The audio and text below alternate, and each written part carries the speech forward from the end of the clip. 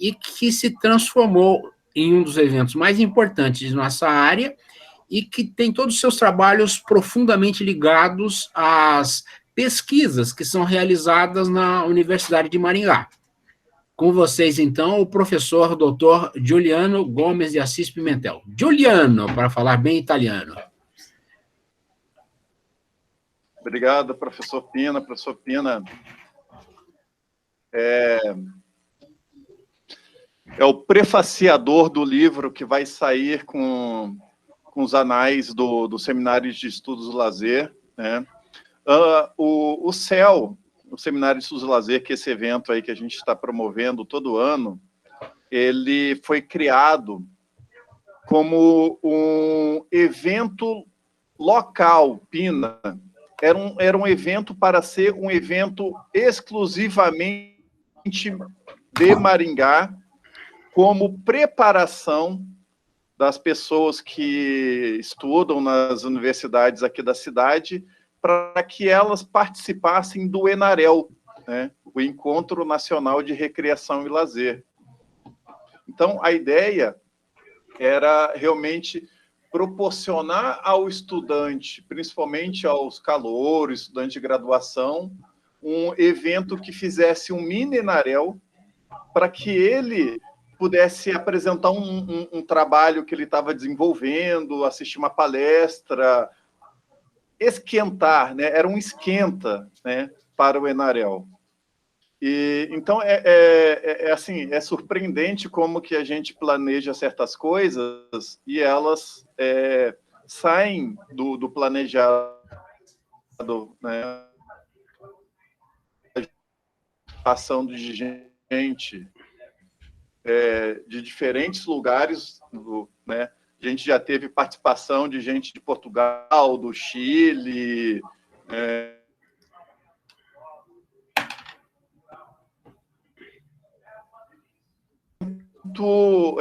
de forma caracteristicamente nacional. Então, está muito claro essa característica hoje do Seminário de Estudos do Lazer, mas para preservar a sua característica, a gente tem algumas coisas. Uma delas, né, é que depois de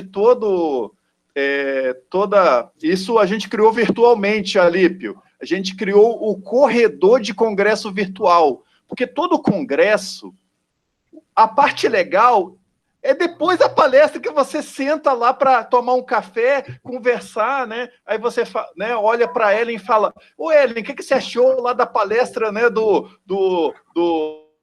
Paçoca? Ela, eu concordo. Aí as pessoas, né, criam uma rede de amizades, né? E aí, aqui no CEL, sempre que acaba uma coisa, e aí acaba a formalidade, a gente fala, ó, tá encerrado, a gente encerra a gravação, mas agora é o momento da resenha. É todo mundo livre para falar o que quiser, né? E é engraçado que ontem, depois da apresentação de trabalhos, o tempo de resenha foi maior que o tempo da apresentação dos trabalhos, porque as pessoas queriam falar de outras coisas, né, que eram relativas ao lazer, mas não eram relativas aos trabalhos. E aí, Alípio, o Pina foi entrevistado, foi metralhado, foi inquirido assim, pelos sotaques, era norte, era nordeste, era sul, né, porque as pessoas queriam saber, afinal de contas, né, se o lazer é ou não é uma ciência, né, se a recreação está ou não está desaparecendo. E aí, obviamente, né, é muito legal, porque em 2019, no ENAREL, a gente se divertia com o Pina, aprendendo a usar QR Code, né? Pina hoje né, se o Pina hoje é um aprendiz de coisas tecnológicas,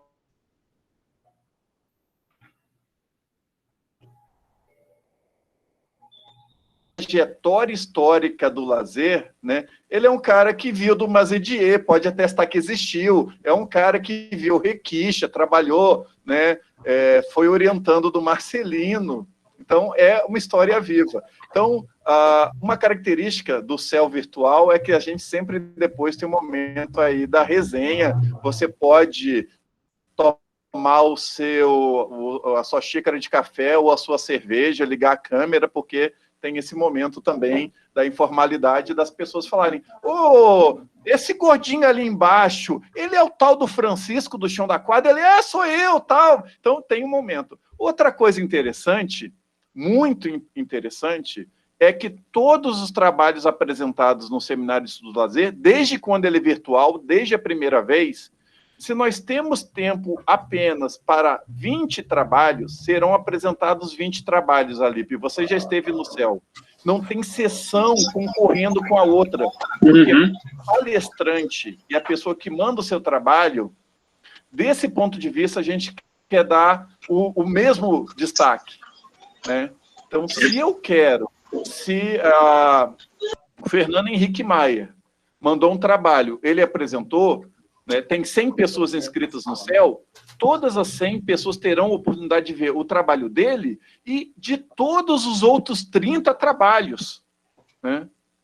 Inclusive, no céu virtual, a gente criou a recuperação. Se você não conseguiu apresentar o seu trabalho porque caiu a internet, deu algum problema, você tem o sábado, nós temos sessão de sábado, e aí nós temos uma sessão extra no sábado, somente para recuperação de quem não conseguiu apresentar o seu trabalho por algum problema.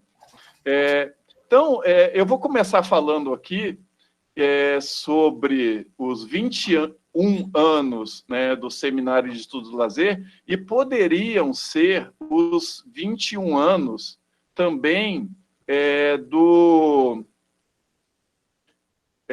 também poderiam ser os 21 anos do céu, porque o céu também começou em 2000, junto com o GEL, né, o Grupo de Estudos do Lazer, mas ele foi descontinuado porque em algum momento da nossa história, a gente teve aqui no Paraná o que a gente chama de Confraria dos Profissionais do Lazer. Todos os profissionais e professores de lazer do Paraná se uniram e criaram um grupo, e aí a gente tinha o ELAP, o Encontro de Lazer do Paraná, né?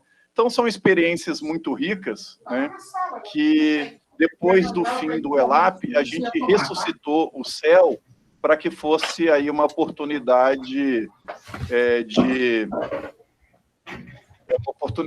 para que a gente pudesse ter um evento do lazer que tivesse a prerrogativa de ser um evento pequeno, que não passe de uma centena de pessoas e que esse evento ele seja um evento intimista para as pessoas conversarem.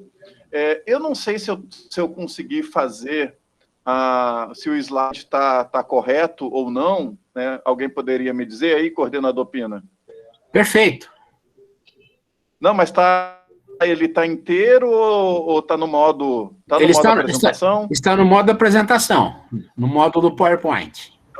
Mas está bem visível. Não está a tela inteira. Não está a tela inteira. Não está ocupando a tela toda, mas está bem visível. Não está a tela inteira. Tenta trocar de slide para ver se vai aparecer o próximo. Ele não preenche a tela inteira. Aparece a tela do PowerPoint e ele no meio, como a gente vê no computador. Tá, depois me dá um print e manda, Eric, que eu estou aqui... Gil, pode apertar no modo apresentação de slide. Eu acho que é isso que está faltando. Isso mesmo, está fora do modo de apresentação, Gil. Isso, é só apertar naquele botãozinho no canto inferior à direita. Isso, não, mas isso, eu estou esse aí. apertando e não está funcionando. E aí eu esqueci o macete aqui, né? Depois Professor Juliano, coloca esse livrinho, tipo um livrinho aí, tipo um caderno, clica nele ao invés de modo apresentação. Porque daí você vai conseguir nos ver também. Aí, perfeito. Aí, apareceu. Perfeito, Flávia. Ficou bom agora, pessoal? Pessoal, Agora está. Obrigado, viu? Esse é o céu, é assim que é, né? Isso aqui é para ser um céu mesmo, todo mundo se ajudando. Obrigado. A gente Bem, vai aprendendo. A cada momento a gente aprende mais, coisas novas. Viu, Pino? Eu falei de você lá no Enarel 2019, aprendendo a usar QR Code, e eu estou aqui também aprendendo a usar o Meet. Isso a gente aprende o tempo todo. Então, o tema da fala é 21 anos do GEL, contribuições para a área da educação física, lazer e recreação. E a gente está em época de produtivismo acadêmico e a pergunta às vezes é, então a contribuição do GEL são os mais de 20 livros, os mais de 150 artigos publicados, é o fato do GEL ser Congresso Bonaventura, o segundo grupo que mais pesquisa, com 6% das publicações, está entre os 10 grupos que mais publicam no Enarel, está entre os 10 grupos que mais publicam no Congresso Brasileiro de Estudos do Lazer, né? É o fato de já ter passado pelo grupo, né, uma quantidade de 104 graduados em 10 mestres, 6 doutores, 5 intercambistas de outros países que vieram pesquisar com a gente, um pós-doc, né? Será essa a contribuição, né?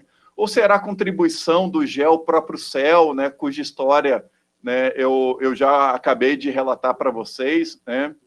Ou será o fato de que nós temos uma ludoteca, que é um laboratório de pesquisas, onde a gente produz brinquedos virtuais, materiais didáticos físicos, né? Inclusive, no início desse ano, nós ganhamos um prêmio por desenvolvermos uma garra ergonômica de escalada que inclui a pessoa cega, né? Para ela conseguir, lendo a garra, saber para onde ela tem que ir na via, ou será pelo projeto Escola de Aventuras, um projeto que já existe há mais de 10 anos, e é pioneiro no ensino de atividade de aventura para a educação infantil, né? Ou será, né, em função das obras que são publicadas, como, por exemplo, o livro Teorias do Lazer, que comemorou os 10 anos do GEL, né? E que agora a gente tem a oportunidade de fazer o livro dos 21 anos, né, que vai ser lançado hoje às 19, né? Mas não é nenhuma dessas coisas. Na verdade, a gente quer falar de contribuições na nossa relação com o ensino, a pesquisa e a extensão, né? E não ficar jogando confete, né, em nós mesmos, mas fazer uma análise crítica, porque assistir uma palestra das pessoas se glorificando pelo que fizeram, não acho que é o propósito daqui. O propósito daqui é a gente refletir sobre lazer, a recreação e a aventura, tendo como pano de fundo a história de um grupo de pesquisa que já existe há 21 anos, né? Que, então, o GEL foi criado em março de 2000, ele tem como eixo norteador discussões que são muito afeitas à educação física, como a questão do corpo, do lúdico e da cultura, né? E que, oficialmente, esse grupo registrado no CNPq, ele trabalha com 4 linhas de pesquisa, né? Então, Francisco, qual é a primeira linha de pesquisa que está aí? Leia aí para a gente, Francisco, chão da quadra.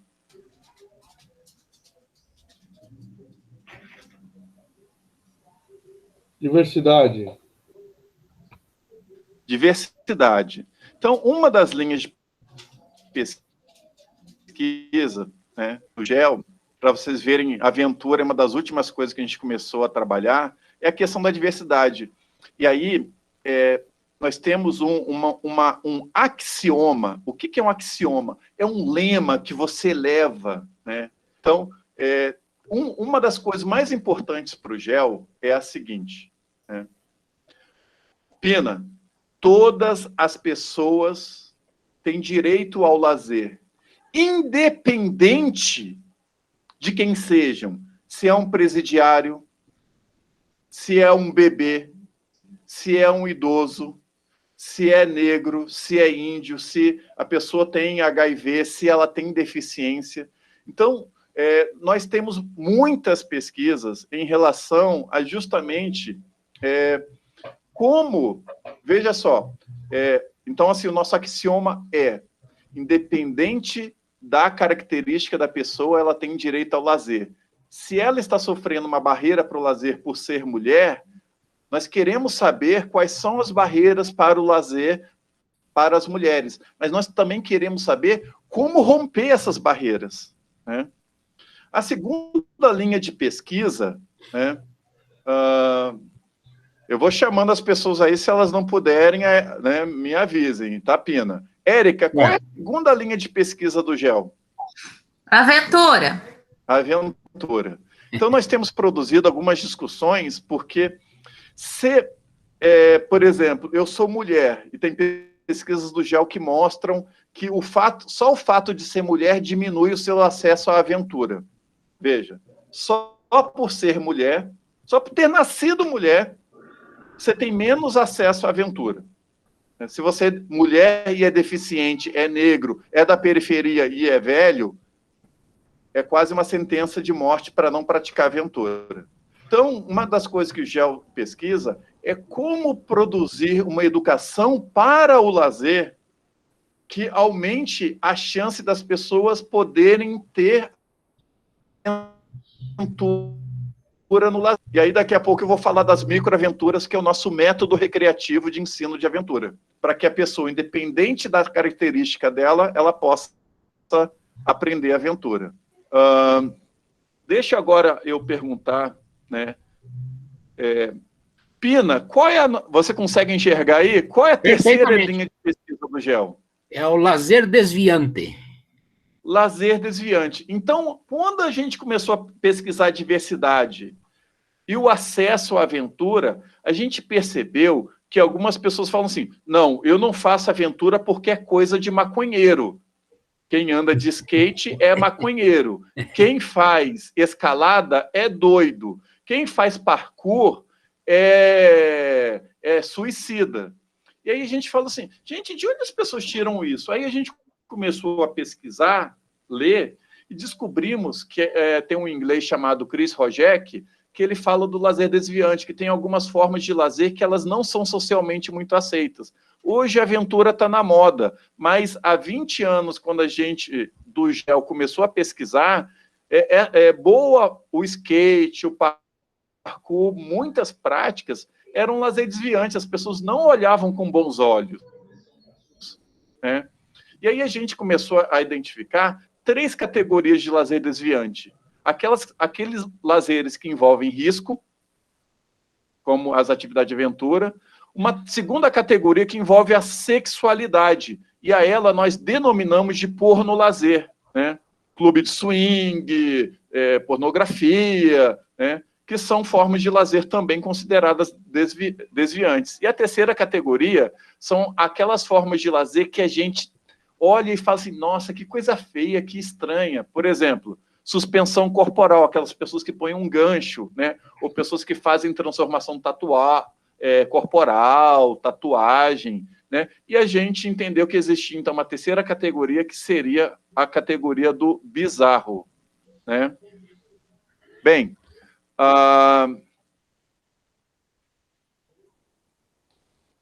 então eu quero parar um pouquinho para poder voltar ao normal aqui com vocês, né? E perguntar para a Denise Luiz. Denise, qual é a quarta linha de pesquisa do GEL?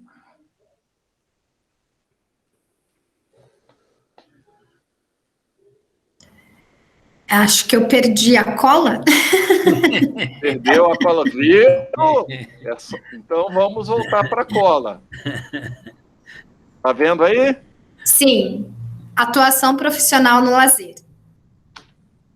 Muito bem. E aí, em relação à atuação profissional do lazer, o Alípio está aí ainda? Fala comigo, Alípio. Estou já por aqui, Gil. Pode falar. Alípio, conta como que na área, geralmente, é a relação entre recreador e pesquisador do lazer, né? O que geralmente as pessoas pensam de um e o que as pessoas pensam do outro? Olha, Gil, aí a gente entra numa seara muito legal, hein? Porque normalmente o que a gente acaba vendo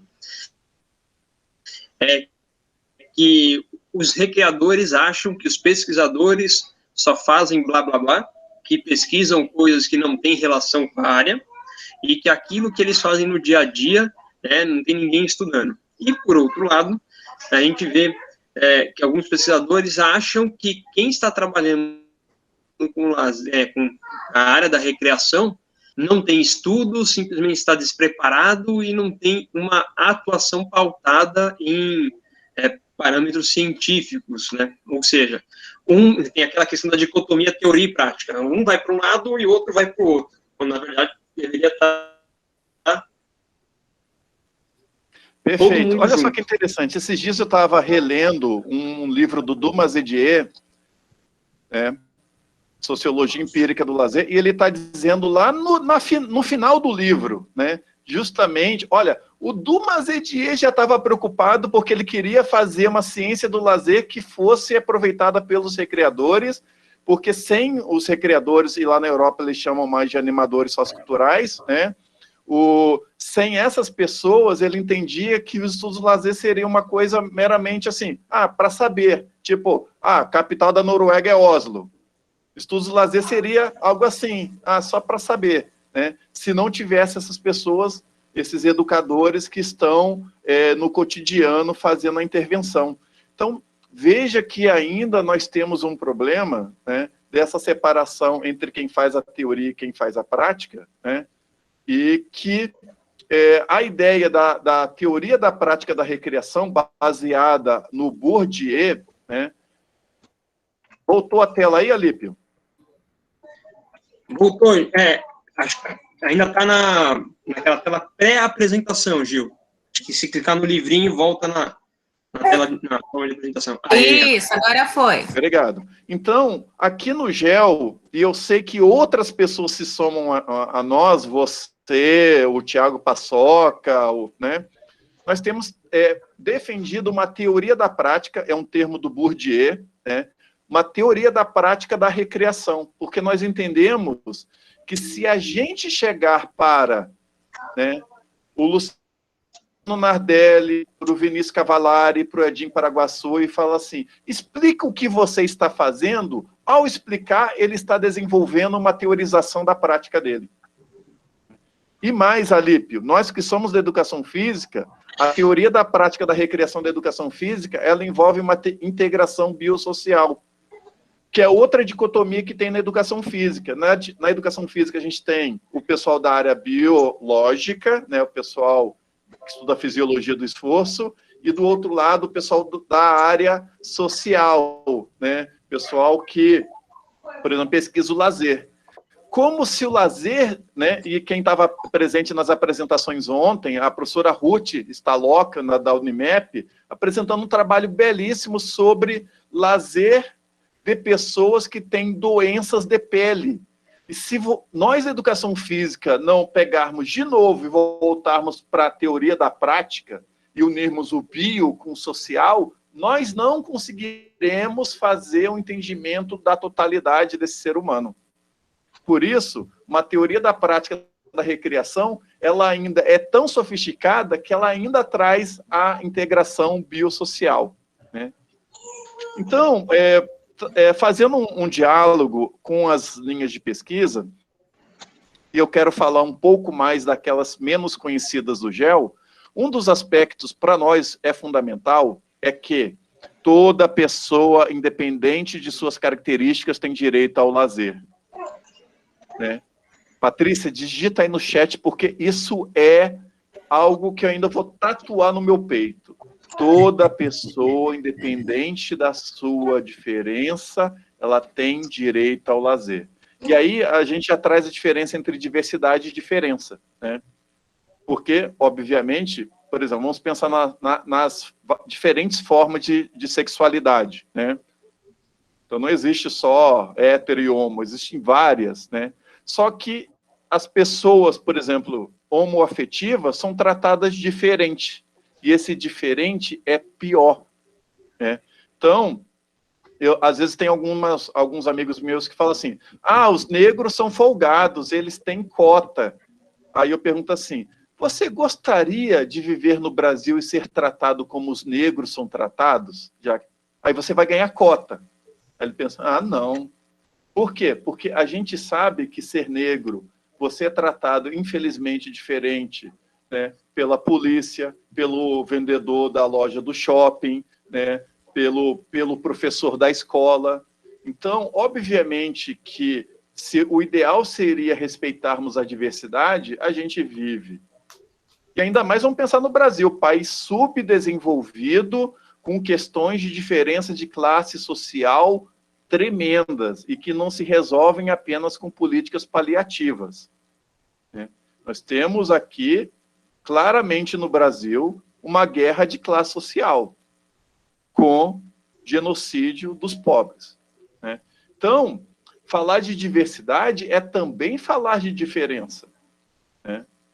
Portanto, pesquisar o lazer do índio, pesquisar o lazer do negro, pesquisar o lazer GLBT, né, envolve uma prerrogativa desses 3 lemas aqui, que é...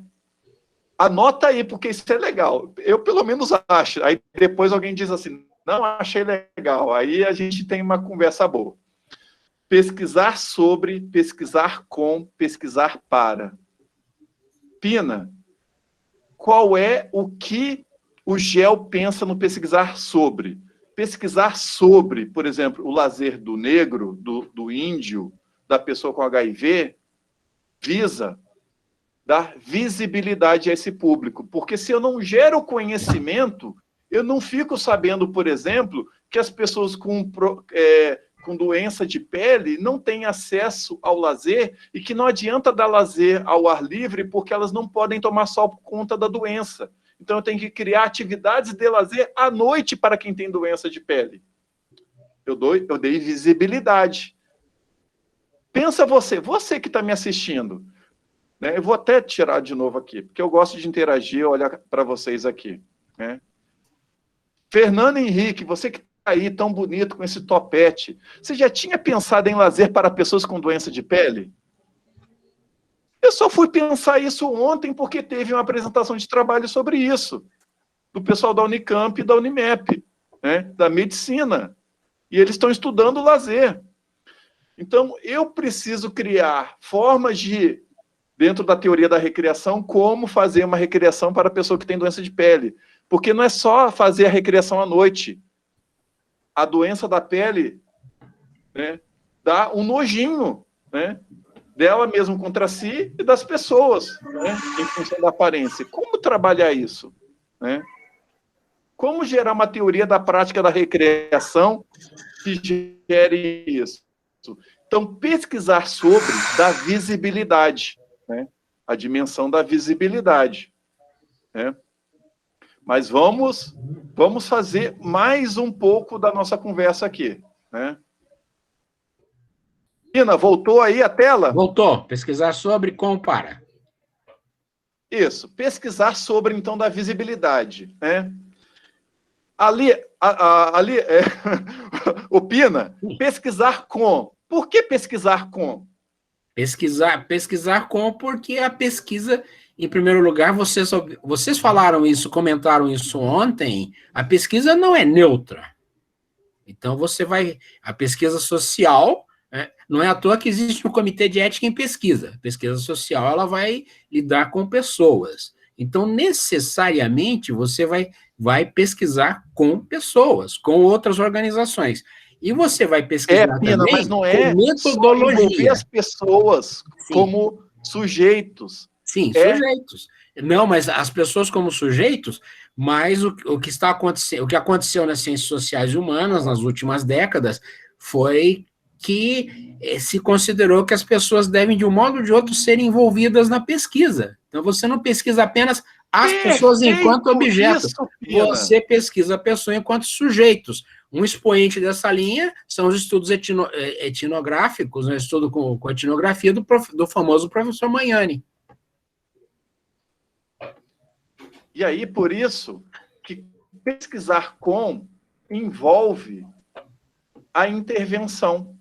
Porque o pesquisar sobre já é legal. Olha, as pessoas com doença de pele não têm lazer e elas sentem vergonha. Tá. Mas eu também preciso pesquisar com elas para fazer pesquisação e desenvolver no processo de pesquisa a intervenção que me qualifica para a formação profissional. Sim. Posso fazer uma observação, professor? Posso fazer uma observação, completando aqui? Sim, Pina, você é o coordenador da mesa, eu estou aqui a seu serviço. Não, mas é como você deixa sempre essa situação em aberto, né?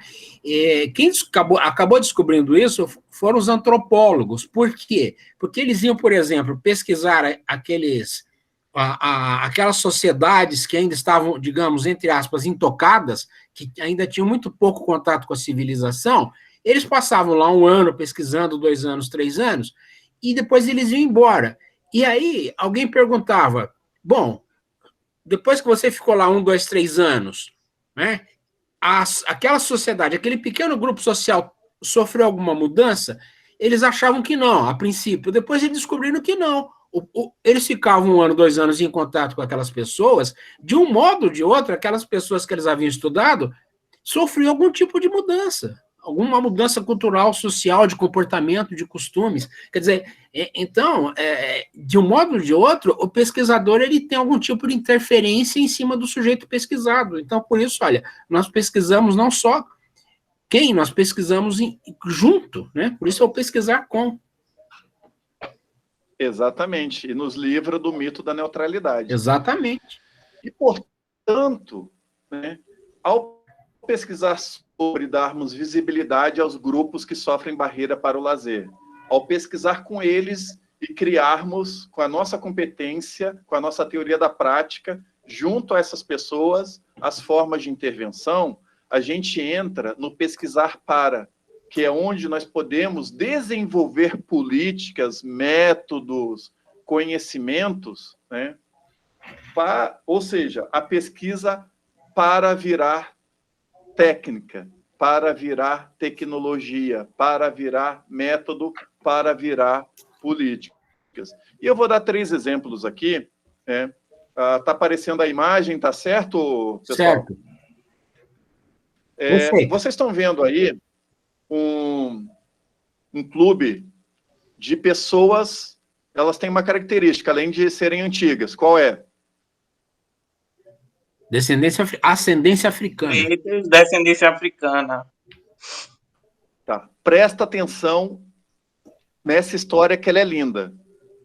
Eu estava em Brasília num evento, né, do Ministério do Esporte, com 1000 pessoas lá, e aí eu conheço um senhor negro, 79 anos, tomando café, e ele conta a seguinte história. Meu nome é João Apolinário, tal, eu vim aqui nesse evento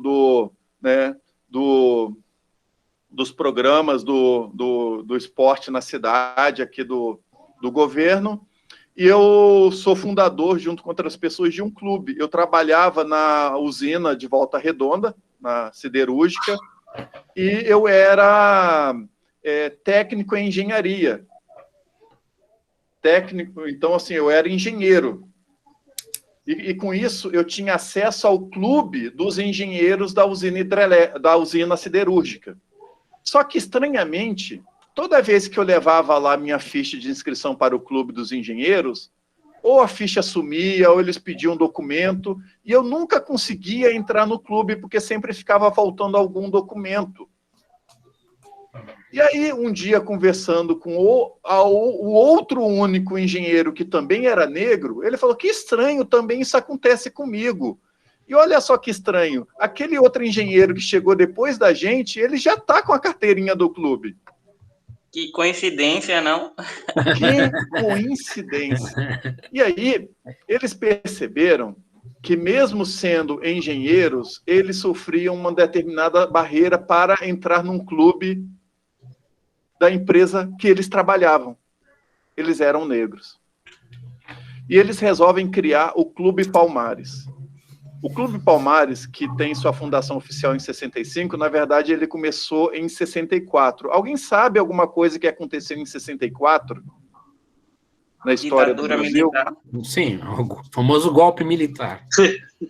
Imagina criar um clube de negros em pleno golpe militar. Olha só que coisa interessante. Esse grupo foi pesquisado por uma dissertação de mestrado do professor Carlos Gomes de Oliveira, ele também negro, ele também recreador, ele integrante do GEL. E esse clube chegou a ser vigiado com um infiltrado da inteligência do Exército para ver se era um grupo comunista. Simplesmente porque eles quiseram criar um clube de negros. E foram acusados de racistas por criarem um clube de negros. E esse é um bom exemplo do pesquisar sobre. Quem conhecia a história do Clube Palmares de Volta Redonda?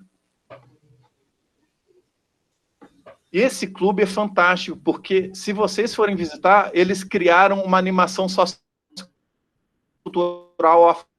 afro-brasileira. Maravilhoso.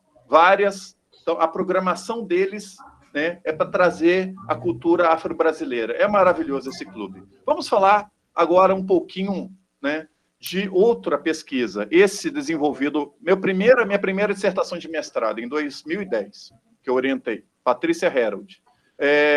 Nós fizemos uma pesquisação com pessoas que tinham HIV. A Patrícia Herold, publicada, inclusive, né, ela descobriu que as pessoas que têm HIV, a primeira coisa que a pessoa com HIV tira da vida dela é o lazer. Por quê? Porque, geralmente, infelizmente, pensa o seguinte, Liana, você conhece a história de pessoas que contraíram HIV trabalhando? Não. Você conhece a história de pessoas que contraíram HIV indo do ônibus para o trabalho? Pessoas que contraíram HIV na igreja rezando? Não. Estudando para uma prova de concurso? Não. Então, como, em função da transmissão do HIV, né, para a maioria, né, porque tem os hemofílicos que pegaram na época do sangue contaminadas, como eram pessoas que, como usuários recreativos de drogas, ou pessoas que realizaram sexo sem proteção, contraíram HIV no contexto do lazer, eles se culpabilizam porque o lazer é o contexto da contaminação. E eles falam assim, né? E eles começam a primeira coisa que alguém que tem HIV corta é o lazer, porque ele se culpa. E aí, o trabalho da Patrícia Herold foi justamente ao... tá aparecendo os slides aí para vocês? Sim. Sim, estão aparecendo. A primeira coisa que a Patrícia, então, que a pessoa com HIV corta é o lazer, a Patrícia Herold fez uma pesquisação para fazer um curso de educação para o lazer para pessoas com HIV, para elas reaprenderem, não só reaprenderem a ter lazer, mas aprenderem o direito ao lazer.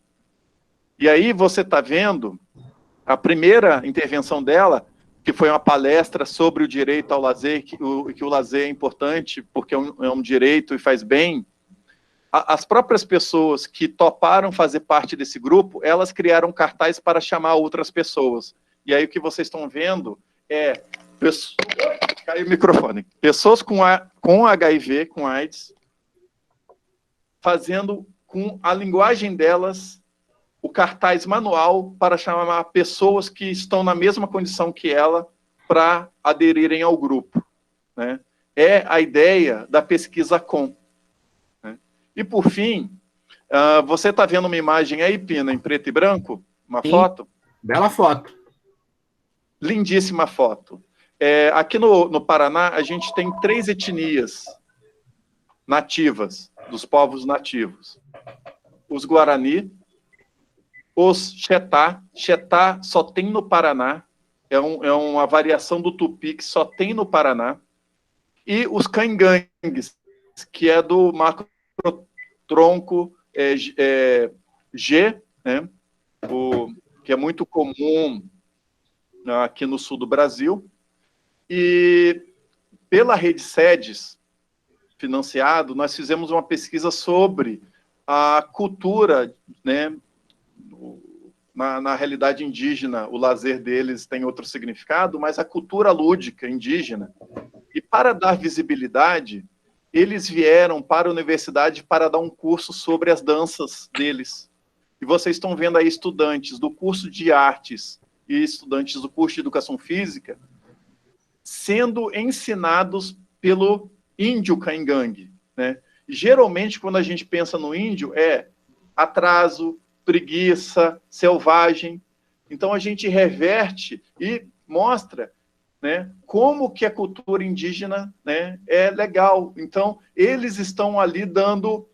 quem está dando a educação para o lazer é o caingangue. Eles estão levando a cultura, né? Eles estão dizendo, olha, essa dança nossa tem esse significado. Essa pintura que eu estou fazendo em você tem esse significado. Até porque na cultura caingangue, eles têm o que talvez, por analogia, se aproximasse o horóscopo deles. E o deles é muito simples. São dois tipos só, né? Então, ele está fazendo a pintura conforme a leitura. Olha só que legal. Ele conversando com a menina, ele falou, não, você é desse tipo. Então, você é dessa característica. Então, eles se pintam ou com redondo ou com riscado, porque são as duas polaridades na cosmovisão caingangue, né? Então, olha só que interessante. Geralmente somos nós que olhamos para eles e dizemos coisas, né? Então, eles estão aqui levando a cosmovisão deles, a dança deles, o lazer deles, a cultura lúdica deles, né? E aí, na pesquisa da Juliana Boareto, nós fizemos vários trabalhos com as populações indígenas, né? E a gente sempre perguntava, o que vocês querem? E eles diziam, queremos visibilidade, queremos que nossa cultura seja valorizada. Então, como retorno da pesquisa, nós produzimos vídeos com produção profissional para divulgar a dança caingangue, e nós fizemos um festival para que eles ensinassem na universidade, para que nós entendêssemos a cultura lúdica deles, né? Então, esse é a prerrogativa do tipo de intervenção que a gente faz nessa linha de pesquisa. Bem, e atualmente a gente tem um programa de atividade física adaptada do vice-líder, né, o saudoso professor Décio, que nos deixou há 1 ano e alguns meses, né, e que a gente tenta desenvolver por exemplo, vocês estão vendo aí na foto do canto superior, o projeto premiado de agarre ergonômica para cegos, né, nós temos uma parede escalada, vocês estão vendo aí no detalhe de baixo, pessoas cadeirantes e amputadas, tendo acesso, aprendendo a escalada como um direito ao lazer, uma educação para o lazer. E em cima vocês estão vendo um detalhe de produção tecnológica, que é uma garra que vem um braille adaptado para o cego ficar sozinho, de boa, fazendo a sua escalada, porque cada garra está dizendo onde está a próxima, e ele faz a interpretação, né?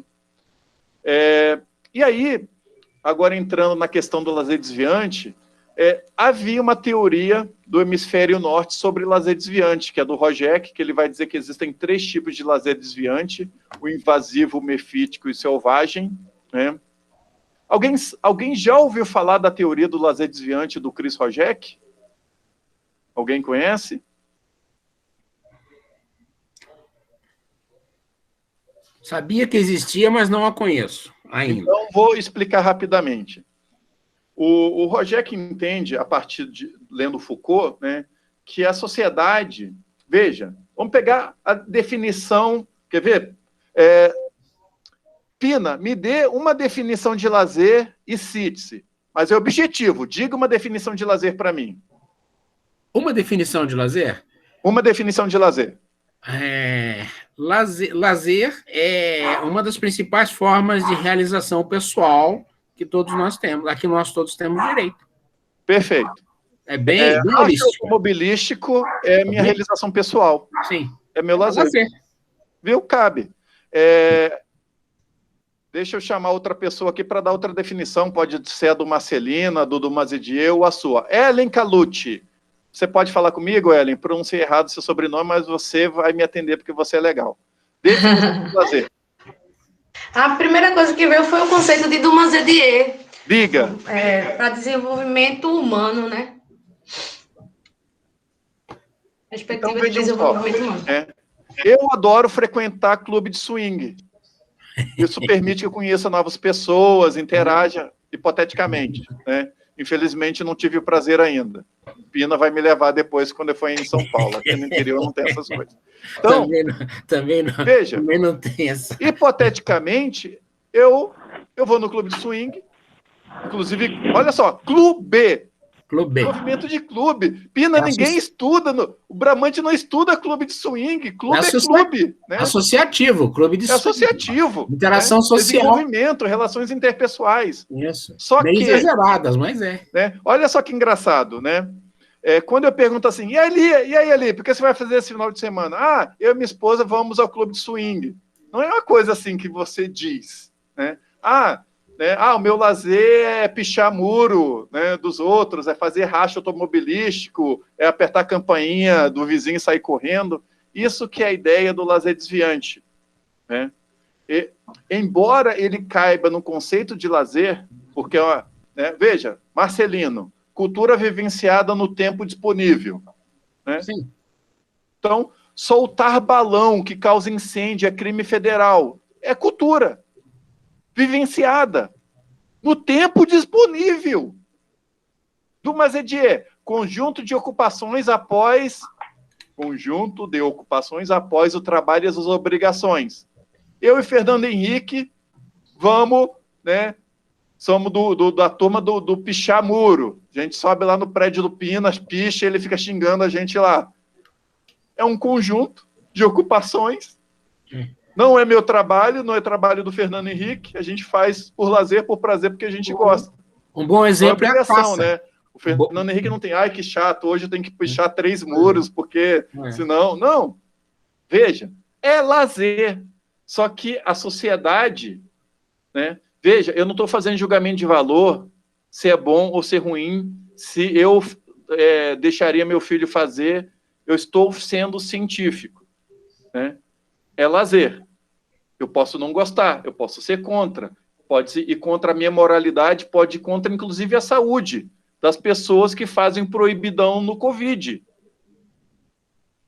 Mas é lazer. Sim. Né? Ou seja, só porque é ruim não quer dizer que deixou de ser lazer. Então, o Rogério vai dizer assim, o primeiro tipo na categoria dele é o invasivo. O invasivo são aquelas pessoas que têm um lazer solitário e ficam na delas. Estão vendo aí a pirâmide? Dá para ver? Dá sim, para visualizar. Sim, perfeito. Tá certinho? Então tá. Certinho. Então, a ponta da pirâmide é o indivíduo. É o lazer invasivo, é o lazer desviante.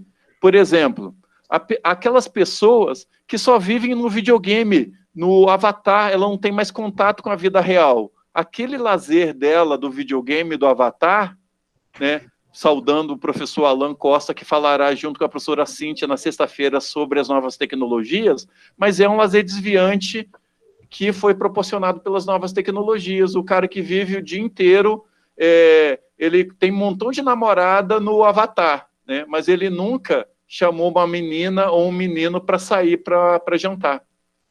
É o lazer invasivo, é o cara que se droga e fica dentro de casa. O lazer invasivo do indivíduo fazendo alguma coisa errada segundo os padrões da sociedade. Invasivo. O segundo é mefítico. Mefítico é um dos nomes do demônio, né? Mas a ideia do... mefítico é o odor do demônio, aquele cheiro de enxofre. O Rogério deu esse nome porque ele diz que é isso, que é o lazer grupal, ele não é individual. Eu junto com o Fernando Henrique e com a minha galerinha dos carecas do ABC e nós vamos atrás de negros, de gays e de nordestinos para bater neles porque é divertido. Essa é a nossa diversão. Então, lazer mefítico, grupos de racha, grupos de carecas do ABC, grupos de pichação, grupos de pessoas de cancelamento. Aí, Alan, lazer desviante, né? Grupos de cancelamento. Eu me divirto cancelando. O meu lazer é odiar alguém. Eu sou um hater, né? Lazer mefítico. Mas você faz isso em grupo, tá? Diferente do invasivo. E aí tem o lazer selvagem. O lazer selvagem ele é coletivo. Por exemplo, quando o Corinthians ganhou o Mundial, e o Corinthians é o time com maior torcida no Brasil, as praças da minha cidade aqui foram destruídas. Por quê? Porque o pessoal enlouqueceu. Mas vamos pensar, carnaval, sabe? Grandes eventos com grandes multidões, né? É aquilo que o Elias fala do descontrole controlado. É quando sai todo mundo junto, né? E quebra regras, né? Por exemplo, lá em Portugal, quando eu morei, o carnaval português é terrível. Todo mundo transa na rua, é muito legal. Ou muito terrível, não sei, depende, né? Mas a questão é que a sociedade lá é tão controlada que eles têm uma semana no ano em que tudo é permitido. Tudo acontece. É o descontrole controlado das multidões. É o que o Rogério vai falar de lazer selvagem, né? Que é quando, por exemplo, as pessoas cansadas do medo do Covid se aglomeram na praia. É um lazer desviante, do tipo selvagem, porque as multidões afloram. E ao invés de querermos fazer um julgamento moralista, essas pessoas são isso, são aquilo, nós devemos primeiro fazer uma compreensão do que significa isso. Até para não termos um preconceito de classe social, né? Porque os ricos, quando se aglomeram nas suas mansões, né, isso não é denunciado, né? Bem, então, continuando, se o slide sair, alguém me avisa, tá? Continuando, então, assim, o que acontece? Essa ilustração é muito boa. A gente tem que sair da visão do lazer que está dentro do quadradinho, porque o lazer desviante, ele tem um lado perigoso, negativo, mas ele tem um lado também interessante, que é qual? Porque, às vezes, determinadas formas de lazer desviante, elas renovam a cultura. Veja, capoeira já foi proibido, era lazer desviante. Futebol feminino era proibido, era lazer desviante, né? Então, nem todo lazer desviante significa algo ruim. Então, nós devemos ter uma compreensão para entendermos que o lazer é uma prática social, que ele está sujeito a políticas públicas, estatais e paraestatais, e que, para agirmos sobre ele, nós temos que tomá-lo como um conhecimento, né? E aí, nesse sentido, nós temos proposto a seguinte tipologia para o lazer desviante, né? Fazendo, portanto, uma tipologia brasileira para o lazer desviante. Ele é trabalhado em 3 categorias: o bizarro, o de risco e o porno-lazer.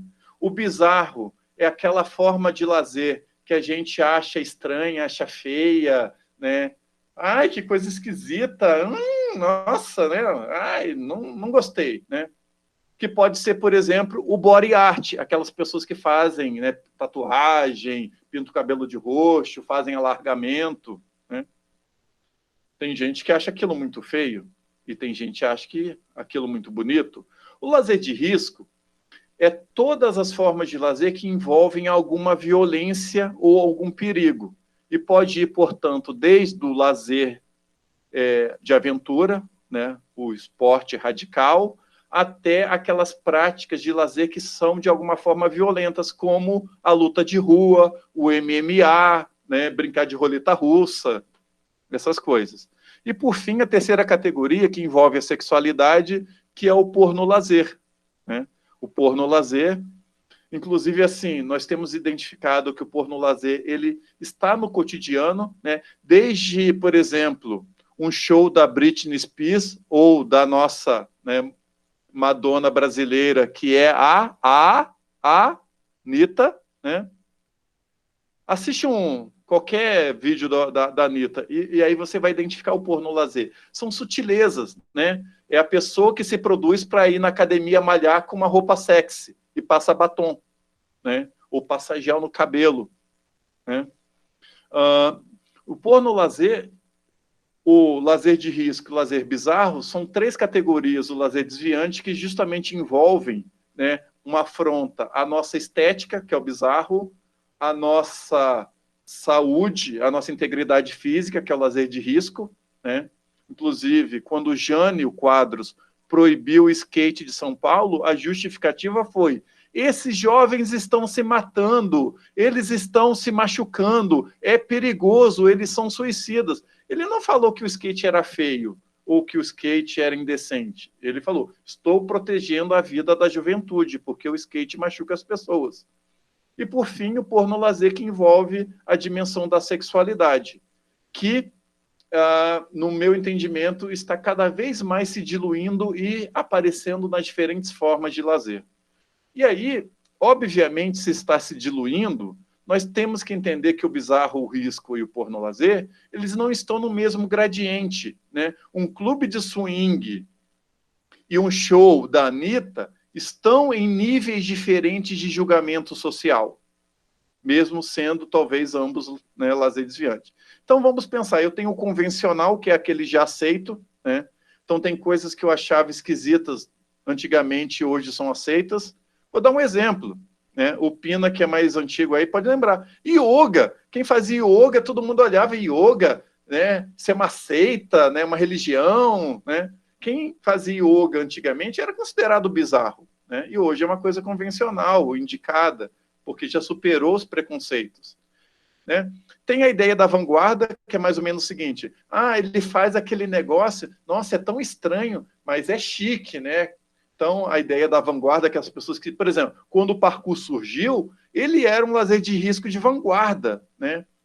Lazer alternativo, que ele é tolerado, mas ainda as pessoas fazem piada sobre ele. O underground é aquele que não é proibido por lei, mas você não conta para ninguém que você faz, né?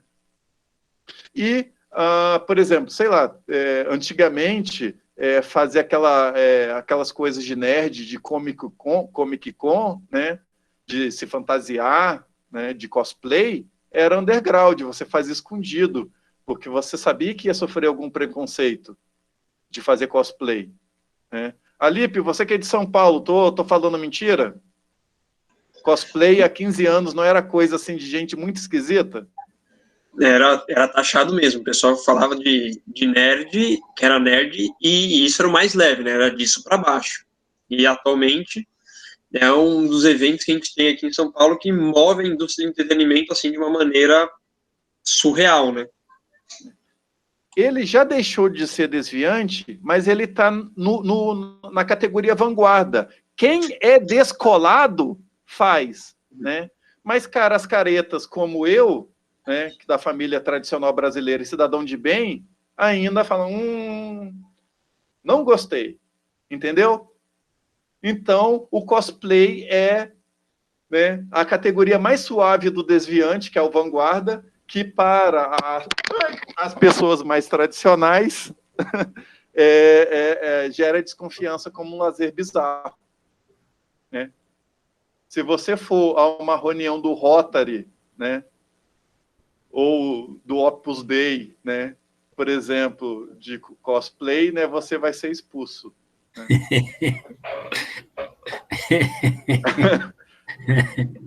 Tá bom. Aliás, eu acho essas reuniões bizarras. E veja, né, não estou falando mal de ninguém, inclusive eu e o Bramante somos do Rotary, né, mas a gente reconhece, né, lá é um lugar de gente careta. Eu falo isso para o Bramante, ele fala, vamos mudar isso. Vai mudar nada, Bramante, eu e você somos caretões. Vamos lá. Tá gravado depois, Pina, para você mostrar para o Bramante, tá?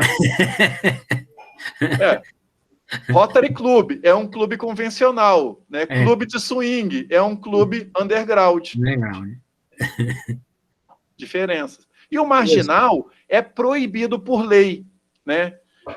Vamos fazer aqui uma enquete para ganhar prêmios, tá bom? Coloquem no chat. Todo mundo que colocar vai concorrer a um livro que o professor Kleber está anotando aí. Kleber, valendo o livro do professor Dimitri, né? Ou qualquer outro livro que estiver aí no congresso para as pessoas. Digitem no chat um lazer que é criminalizado no Brasil, tá? Já que estamos aqui no Brasil. Coloque um lazer criado no Brasil. Engraçado, né? Lazer existe. Né? Eu posso ganhar 10 livros, só assim de cabeça. Pina não dá cola. Não dá cola, né? Mas... Valendo uma pina colada. Só o Alipe que eu rio, porque recreador faz trocadilho infame, né? A Patrícia colocou soltar papagaio, tá? Patrícia, explicar que papagaio é pipa, né? E caçar papagaio também é lazer desviante criminalizado. Sim.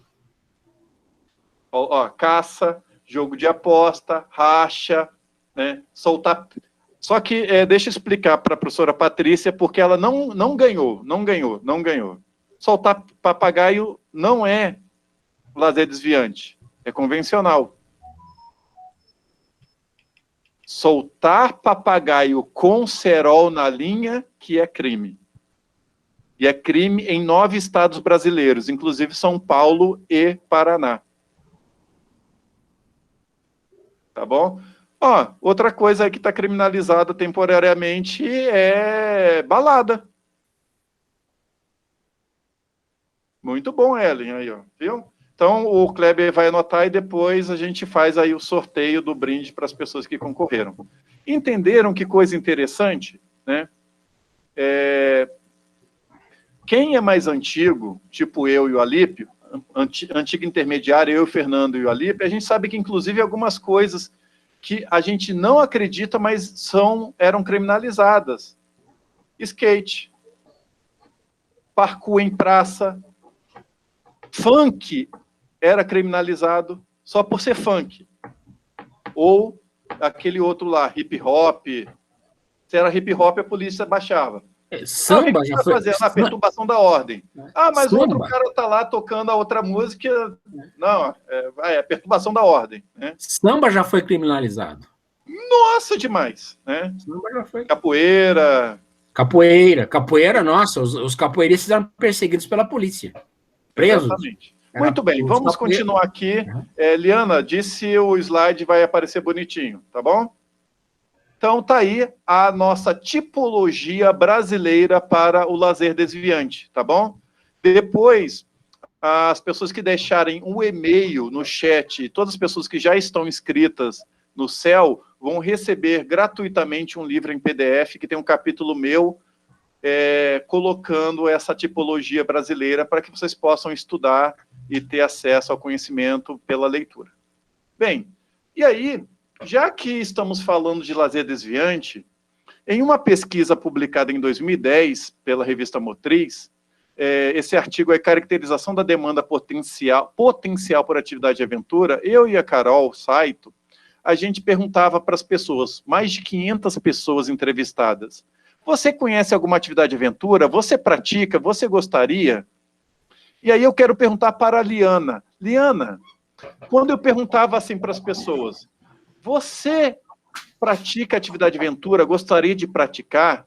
Adivinha qual era o perfil das pessoas, perfil de gênero, de idade e de escolaridade das pessoas que diziam, não, Deus me livre, isso é coisa de doido, o pastor não deixa, nunca fiz, nunca vou fazer, né? E tenho raiva de quem faz.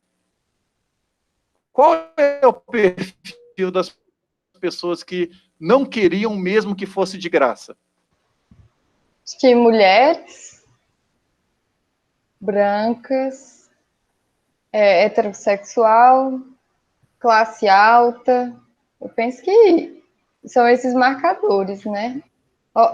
Os marcadores que a nossa pesquisa determinou que são pessoas que tinham autopreconceito, criavam para si a barreira desse lazer, eram mulheres acima de 40 anos, escolaridade baixa, né? E aí a gente percebeu, né, que a história de vida dessas pessoas, a sua história de escolaridade, né? Caiu de novo aqui o microfone. Isso é para eu ficar acordado e lembrar que eu tenho que encerrar a palestra. Alípio, olha só, eu fiz uma pesquisa boa, foi premiada, virou artigo, que descobriu que se você é mulher, se você, né, é pobre, você não vai ter chances de ter lazer, e quando você ficar velha, aí piora mesmo. E aí eu acabei de falar que a gente tem que pesquisar sobre, para dar visibilidade, tem que pesquisar com, para criar intervenção, e tem que pesquisar para desenvolver soluções. O que o GEL fez? O GEL falou, temos que criar uma escolinha para evitarmos que essa mulher de 40 anos, pobre, nós vamos fazer exterminador. Não tem exterminador do futuro que volta para o passado lá, nós vamos fazer o contrário, né? Ao invés de exterminador do futuro, nós vamos ser o salvador do futuro. Nós vamos entrar numa máquina do tempo transversal, procurar as crianças pobres, meninas, negras, da periferia, e dar escolinha de skate, de parkour, de slackline, de orientação com bússola, de escalada, para que ela aprenda. E aí, ela aprendendo, diminuímos uma das barreiras para o lazer. Infelizmente, não a maior de classe social. É o recorte determinante. Mas, pelo menos, diminuímos a de gênero, a de acesso à educação ali. Interessantíssimo a adesão das meninas, quando tem oportunidade de fazer. Grande. Grande. Bem, então, graças a essa pesquisa, nós criamos a Escola de Aventuras, um projeto iniciado em 2010, né, permanentemente, que atende, inclusive, idosos da Universidade da Terceira Idade. Agora, estamos do bebê ao idoso, com uma metodologia de ensino, né? Vocês estão vendo aí foto dos acadêmicos do GEL, né? E nós estamos trabalhando com o ensino de modalidade de aventura para ampliar as opções de lazer. Se a pessoa vai fazer escalada, vai fazer skate, isso também depende de outras ações, políticas públicas e a própria vontade dela. Ela vai aprender a biografia de movimento da aventura. Se ela vai transformar isso em autobiografia para o lazer dela, é a opção dela. A gente dá a educação. A escolha é a função, Pina. Sim. Vamos, o Kish dizia. A escolha é a função? Lazer em relação com a arte de viver. Saber viver. A escolha é a função escreveu isso. Lazer implica a arte de viver. Sim. Se não somos educados desde novos para ter essa arte de viver, conforme as pesquisas do GEL estão demonstrando, as pessoas transformam parte do lazer em lazer desviante e criam autopreconceito. Sim. Então, se eu pudesse, Alípio, dizer qual é a contribuição desses 21 anos de GEL, é pela pesquisa, pelo conhecimento, né, gerar um saber sobre que dá visibilidade, que nos leva, né, a identificar o lazer desviante. Certos lazeres desviantes, a gente fala, opa, mas por que isso está desviante? Né? Ah, só porque é coisa de mulher, por isso que é. Ah, só porque é coisa de negro. Ah, então vamos, né, mudar essa característica, né? E criar modelos de educação para que as pessoas tenham acesso, né? E aí a gente está desenvolvendo, graças à recreação e à teoria da prática, o conceito de microaventuras, que é a recreação Veja, nós estamos criando uma vacina recreativa. É a recreação com a lógica interna da aventura. Qual é a lógica interna do skate? É deslizar sobre rodas. E se eu não tenho skate? Vamos fazer que nem na imagem aqui. Vamos criar carrinho de rolemã, porque também vou deslizar sobre rodas e vai ser aventura. E olha que coisa fantástica. As crianças, a gente fez o trabalho de marcenaria, as crianças estão montando o skate, né? Meninos e meninas, em um processo freiriano de cooperação e de aprendizagem. E, às vezes, inclusive, a recreação com lógica interna da aventura gera a microaventura do imaginário, como aquelas crianças que estão brincando ali de mergulho, já que aqui em Maringá não temos nem rio, nem lago, imagina a praia, né? Então, a microaventura é o método de educação para o lazer envolvendo aventura. A gente começa brincando de aventura e as crianças vão adquirindo a técnica, porque outra coisa que a gente considera é que a técnica é essencial. Se eu tiver uma técnica melhor, eu vou ter um lazer melhor, vou ter mais lazer.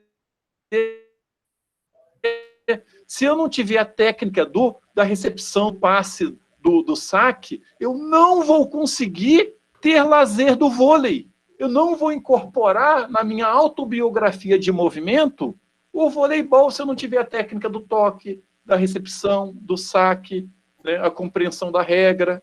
Então, né, hoje, a ideia da microaventura, né, a ideia da ampliação do lazer e a ideia, né, de uma recreação fundamentada nos leva ao nosso novo desafio, que é uma teoria da recreação, né, que eu não vou falar sobre ela. Então, esse é o GEL, né, o nosso grupo de estudos lazer, né? Nosso legado não é artigo, não é livro, não é paper, não é congresso internacional, não é patente, embora tudo isso tenhamos, né? O nosso legado é estar em grupo pensando diferente o lazer, né? Então, eu me orgulho muito. Essas questões que eu apresentei foram publicadas num livro organizado pelo professor Ricardo Vinha e lançado no Mundial do Lazer em 2018, né? E que vocês podem acorrer a ele para fazer uma leitura. E agora nós nos aproximamos, nós vamos ter 10 minutos de resenha, conversa livre, risadas, perguntas, e daqui a pouco a gente entra no lançamento de livros, né? Inclusive esse, mas não, né? Vamos ter vários livros aí lançados nessa noite maravilhosa, porque estamos juntos, né? Então, senhor coordenador, repassa a palavra ao senhor para fazer bom uso dos 11 minutos que nos restam. E não resta. Professor, agradecemos muito aí pela sua exposição, né? Fez um excelente resumo de tantos anos, 20 anos do CEL, com realmente um trabalho extremamente produtivo, transformou Maringá em um dos principais centros de pesquisa sobre o lazer no Brasil, e é uma experiência que deveria, inclusive, ser conhecida, merece ser conhecida internacionalmente, até para todos nós nos sentimos valorizados, porque realmente o Brasil hoje tranquilamente é um dos países que mais estudam e pesquisam o lazer no mundo, tem essa característica. Nós precisamos acreditar nisso, porque realmente é um fato. Quando a gente começa a comparar, a gente vê que no Brasil o Brasil está agindo muito, há uma grande ação nesse sentido, em termos de pesquisas, de estudos, etc, etc. Bom, eu já tenho uma pergunta, foi a pergunta da Ellen, que ela fez logo no começo. Se a pesquisa a Ellen pergunta, a pesquisa somente se processa por meio da pesquisa-ação?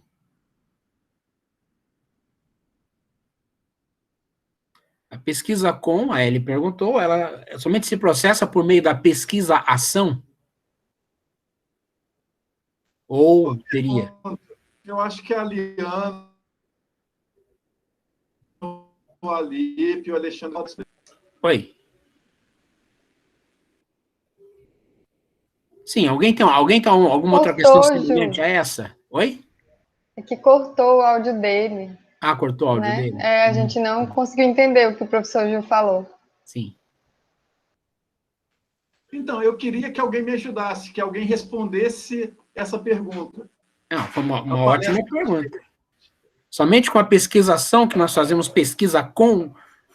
Né? Eu vou tentar começar aqui rapidinho, e aí a gente vai dialogando. Eu pensei na pesquisa colaborativa, né, que é uma outra estratégia metodológica, porque eu ia desenvolver uma pesquisação e fui apresentada pela pesquisa colaborativa, né? Então, eu só quero iniciar, passar para outra pessoa, só nesse sentido aí. Beleza, a Liana vai colocar depois um link de uma referência sobre pesquisa colaborativa, né? O Alipe agora vai falar do Brandão da pesquisa participante. É outra Olha o Juliano já colocando aí, né? Mas é interessante, deixa eu ver, não sei se eu estou com ele aqui, inclusive, mas acho que não sei se dá para ver, mas até o livro de métodos de pesquisa social do Antônio Carlos Gil, você tem algumas possibilidades também de pesquisa que não só pesquisação, né? Então, eu mesmo, na minha dissertação, eu acabei utilizando, dentro da pesquisa de campo, a gente fez uma entrevista semi-estruturada para tentar conversar com jovens, né? Então, também é uma forma de, pelo menos, a gente tentar dar visibilidade para esses jovens. Embora a pesquisação é uma linha, mas a gente pode ter outras possibilidades também, pelo menos eu enxergo dessa forma, de fazer essa pesquisa né, de dar visibilidade para um determinado público. Pelo menos ali nessa entrevista, você grava, então eles vão ter a oportunidade de falar, de ter a voz deles naquele momento, depois você faz a transcrição e a devida análise para continuar o estudo. E aí, complementando, né, a resposta dada excelente pela Liana e pelo Alipe, por exemplo, aqui teve uma pesquisa laboratorial, uma professora da área de análises clínicas queria saber se o lazer melhorava a saúde de pessoas com HIV. Ela pegou nosso grupo de lazer e fez um exame laboratorial. Como que se processa o com? Quando, ao final da pesquisa, eu volto para o grupo e digo, olá, olha, o resultado do seu exame é isso, está indicando isso. Mude esse comportamento, porque está dando aqui que a sua glicose é um problema, isso pode te prejudicar. Então, assim, se todos nós, independente do tipo de pesquisa, dermos retorno às pessoas pesquisadas, é pesquisar com, né? Então, embora o professor Mauro Betti diga, na educação física, que a pesquisa participante é a melhor, o modelo ideal, desculpa, a pesquisação, Mauro Betti vai falar, né? Qualquer pesquisa é pesquisa com, se ao dar visibilidade, você dá retorno às pessoas e fala, olha, né, o resultado da pesquisa foi esse. Eu lembro, por exemplo, só para citar uma pessoa, a Celi Tafarel pesquisou o currículo de educação física da Unicamp no doutorado dela. Quando ela terminou, ela chamou todos os professores da educação física lá da Unicamp e falou, olha, as críticas que eu tenho ao currículo e à prática pedagógica de vocês são essas. O meu resultado diz isso, né? Então, né, e é interessante para vocês perceberem que, às vezes, as briguinhas só acontecem no público, mas entre os grandes autores, a colaboração. O professor Bramante falou, Celi Tafarel, obrigado pelas suas críticas, você está certa. E, na sequência, o professor Bramante liderou, na educação física da Unicamp, uma reforma curricular maravilhosa, uma metodologia de planejamento participativa de currículo. Você lembra, Pina, dessa história? Sim, lembro. O nome do método alemão que ele usou para reformar o currículo. Bom, a Ellen tem outra pergunta, muito interessante também. Só que, assim, rapidamente, Ellen, quando a gente fala conceito de lazer, existem inúmeros conceitos de lazer, tá? Então, são muitos. Então, a pergunta da Ellen, qual o conceito de lazer no qual o grupo GEL acredita? Então... em qual conceito vocês acreditam? Eu vou fazer uma brincadeira provocativa, tá? Sim. Mas lembra que o GEL ele tem realmente alguns axiomas, né? Sim. Algumas, né, leis até que a realidade mostre o contrário. E uma delas é essa, Ellen. Nós acreditamos no conceito de lazer que a realidade confirma.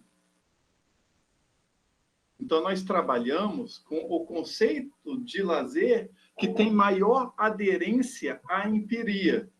Então, nós não trabalhamos com o conceito ideal de lazer, que também é importante, metafísico, né? O lazer deve ser assim, né? Ele é importante para guiar a utopia. Então, eu vou contar uma pequena piada. Alípio, eu adoro contar essa historinha para os meus orientandos, que é o seguinte. Vou usar você como brincadeira, tá bom? Claro. Vamos dizer que o Alípio é seguidor de um teórico, sei lá, é seguidor da teoria do lazer do Ricardo Vinha, tá? Então, ele é um uviniano, né? Então, o Alípio foi, na realidade, pesquisar, né, o lazer com a teoria X. A realidade a realidade estava diferente do que a teoria dizia. Logo, o Alípio concluiu que a realidade estava errada.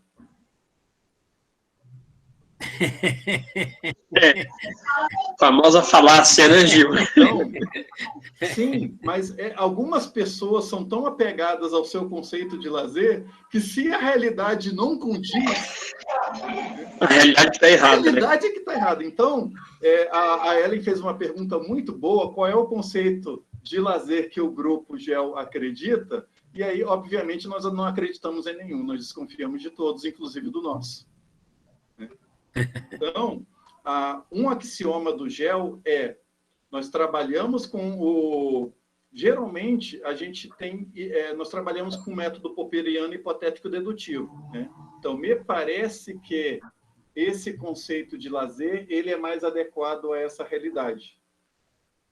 E aí nós vemos se ele, no contato com a empiria, de maneira rigorosamente feita, se a teoria explica bem a realidade. O Foucault diz o seguinte: teoria é que nem ferramenta. Por exemplo, eu estou aqui de posse de uma ferramenta, né? Então, eu estava na abertura do céu com um cabelo e, graças a essa ferramenta, estou hoje com outro cabelo. Imagina, Ellen, eu tentar serrar uma madeira com essa ferramenta. Então, o Goethe, ele conta uma piada maravilhosa. O Goethe, no livro sobre cultura, falou: todo mundo pega a cultura e acha que tudo é cultura. Virou um conceito, parece que tudo é cultura, né? E aí ele fala assim: o que acontece? Surgem uns conceitos, aí todo mundo tenta aplicar aquele conceito em tudo. Sustentabilidade, agora tudo é sustentabilidade, né? Disruptivo, agora todo mundo... Não, lazer disruptivo, recreação disruptiva, aventura disruptiva, né? Que está na moda, né? Pensar fora da casinha. Então, o Foucault vai fazer... Não, é ferramenta. Se um conceito de lazer permite que você opere bem a realidade, e isso mude a visão errada, preconceituosa que você tinha, aquele conceito foi bom. Então, a gente trabalha com conceitos que têm aderência à realidade, né?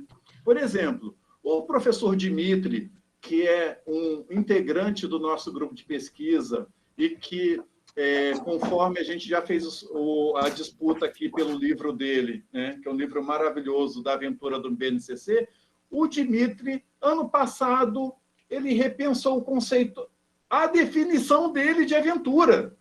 Veja, o cara está sentado no poder, porque é o principal autor da área da aventura. Ele podia falar: não, agora acreditem, né, no meu conceito de aventura, e aqueles que não acreditarem irão para o inferno acadêmico, porque não acreditam. O cara, lendo outros autores, os que criticam, com qual fala: cara, não estou mais satisfeito com o meu conceito, eu vou mudar. Eu não acredito mais no que eu falei, agora eu evoluí, agora aventura, não é mais adjetivo, é substantivo, e vou defender isso, e vou levar porrada. Então, nós trabalhamos aqui, né, saudando aqui o nosso, né, pesquisador querido Dimitri Pereira, nós acreditamos com categorias que são ferramentas que servem para determinada realidade. Essa ferramenta explica bem cabelo. essa ferramenta aqui, né, é boa para isso. Imagina o Dimitri tentando operar essa ferramenta, que utilidade terá ele, né? Então, obviamente, Juliano, teoria é ferramenta para pensar a realidade. E daí eu passo a bola para o Dimitri, né? Desculpa, nós já vamos fazer a transição. Fala aí, Jimmy.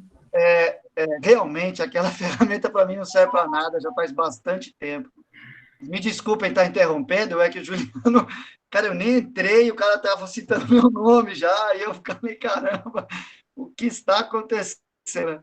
Mas, primeiro, só para estar aqui com vocês, muito bom aqui estar nesse momento, podendo compartilhar.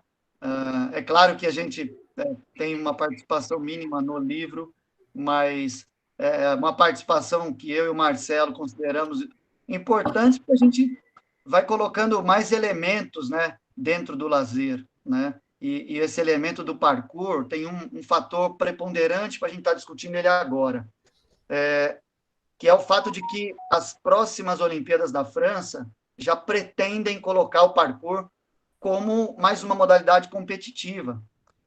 E quando a gente fala do parkour, a sua razão, o seu surgimento, a sua essência é o lazer.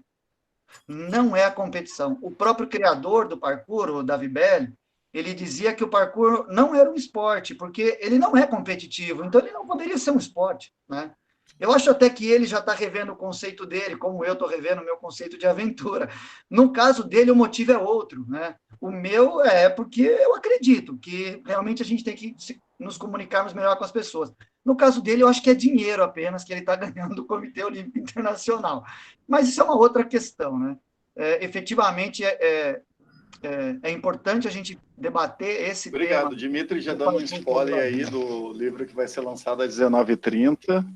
Bom. E, Ellen, mas assim, para não ficar também, o cara é pós-moderno. Olha, por exemplo, se eu quero analisar o lazer como política pública, eu prefiro o conceito que eu criei a partir do Foucault. O lazer é um dispositivo de controle do tempo livre. Né? O lazer é um dispositivo de controle do tempo livre. E aí, o que é educação para o lazer? Já que na nossa sociedade, né, o lazer é algo controlado. Educação para o lazer é ampliar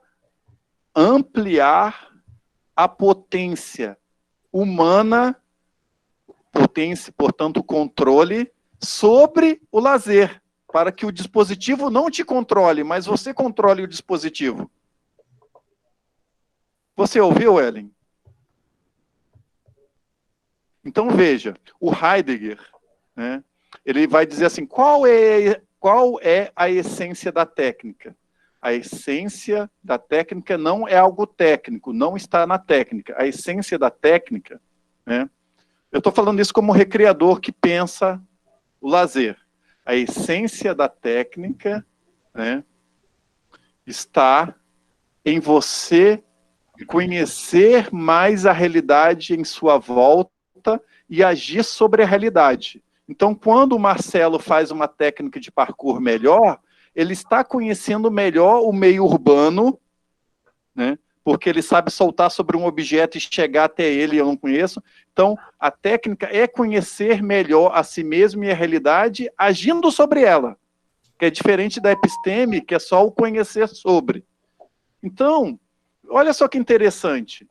Se o lazer, para mim, é um dispositivo de controle do tempo livre, né, para que a nossa ludicidade, o nosso lúdico, seja organizado sob a forma de cultura, veja, o lazer é um dispositivo de controle do tempo livre para que nosso lúdico seja tematizado na forma de cultura, vivenciado na forma de cultura.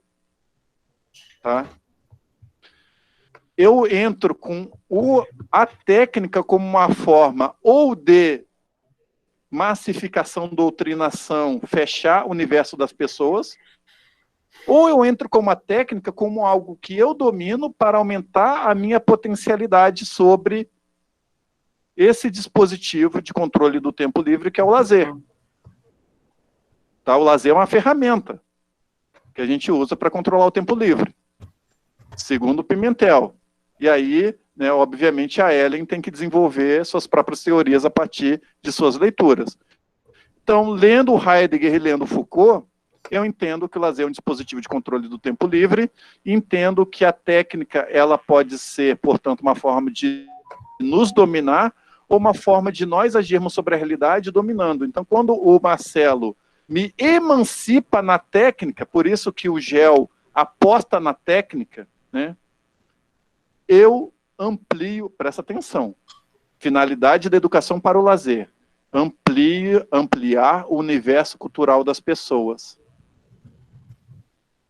A Ellen não sabia, né,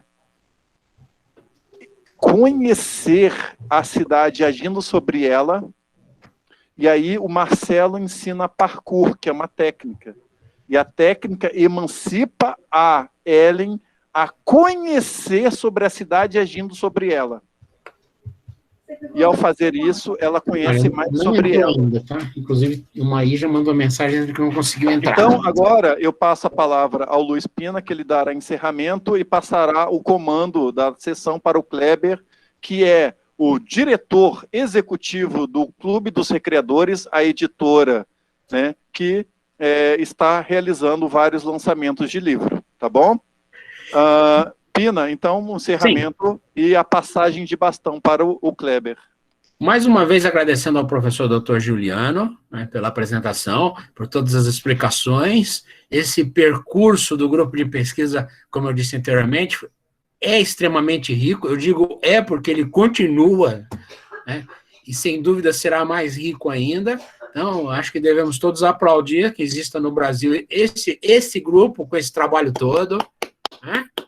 Não só aplaudir o professor Juliano, como aplaudir o grupo e todos os trabalhos que eles fizeram, toda essa produção maravilhosa, e principalmente essa conexão tão forte entre a teoria e a ação, a teoria e a prática, a teoria e a praxis sendo exercida com fundamento teórico, o fundamento teórico sendo testado na prática e assim por diante.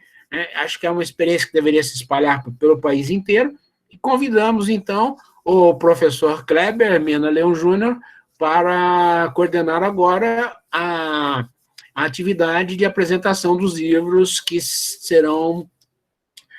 foram editados, né, que serão lançados neste evento. Muito obrigado a todas e a todos. Depois de tudo isso, uma ótima noite e um ótimo descanso. Muito obrigado, professor Juliano. Obrigado, Pina. Obrigado, Juliano.